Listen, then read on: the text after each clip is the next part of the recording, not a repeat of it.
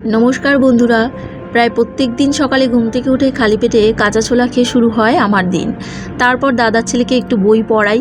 আর আজকে সোমবার দাদা বাজার থেকে ফুলও এনেছে, সেগুলো তুলে রাখলাম ঝুড়িতে। অনেক দিন বাদে পাথরকুচি গাছের ফুল দেখতে পেলাম। বাড়ির এক কোণে গাছটা অনেকটাই লম্বা হয়েছে, তাতে ফুলগুলো এসছে, আর দূর থেকে দেখে মনে হচ্ছে যে এক ঝাঁক আঙুর ফল হয়েছে। আর সকালে নিরামিষ সবজি হয়েছিল, দুপুরের জন্য হচ্ছে রুই মাছের ঝোল হবে। দেন স্নান সেরে ঠাকুর পুজো করে নিলাম। তারপরে এলো ইলেকট্রিক বিল, আর ইলেকট্রিক বিল দেখে আমার চক্ষু ছানা ভরা। এইবারে ইলেকট্রিক বিল অনেকটাই বেশি এসছে।